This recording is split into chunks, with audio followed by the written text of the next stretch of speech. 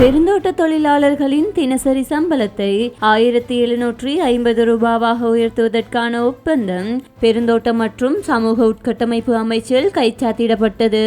இலங்கை அரசாங்கம் இன்று நீண்ட காலமாக எதிர்பார்க்கப்பட்ட தோட்ட தொழிலாளர் ஊதிய ஒப்பந்தத்தை இறுதி செய்துள்ளது. இது தோட்ட தொழிலாளர்களின் தினசரி ஊதியத்தை உயர்த்தும். இந்த ஒப்பந்தம் தோட்ட மற்றும் சமூக உட்கட்டமைப்பு அமைச்சிற்கும் இலங்கை தோட்ட தொழிலாளர்கள் சங்கத்திற்கும் இடையே முறையாக கையெழுத்தானது. அமைச்சின் செயலாளர் பிரதீப் சந்தன கீர்த்தி மற்றும் தோட்ட தொழிலாளர் சங்கத்தின் தலைவர் சுனில் போபிட்டி ஆகியோர் அதிகாரப்பூர்வமாக ஆவணங்களை பரிமாறிக்கொண்டனர். இது வாழ்க்கை செலவுகளை அதிகரித்து வந்தாலும் ஊதிய தேக்க நிலையுள்ள ஆயிரக்கணக்கான தோட்ட தொழிலாளர் நேரடியான ஒரு வாய்ப்பாக அமையும். புதிய கட்டமைப்பின் கீழ் தேயிலை தோட்ட தொழிலாளர்களின் தினசரி ஊதியம் 1350 ரூபாவிலிருந்து 1750 ரூபாவாக அதிகரிக்கும். இந்த உடன்படிக்கையினூடாக அடிப்படை சம்பளமாக 1350 ரூபாவிலிருந்து 1550 ரூபாவாக அதிகரிக்கப்படும். மேலதிகமாக 200 ரூபாய் அதிகரித்து வழங்கப்படும். வருகை கொடுப்பனவாக அரசாங்கத்தால் கூடுதலாக 200 ரூபாய் செலுத்தப்படும்.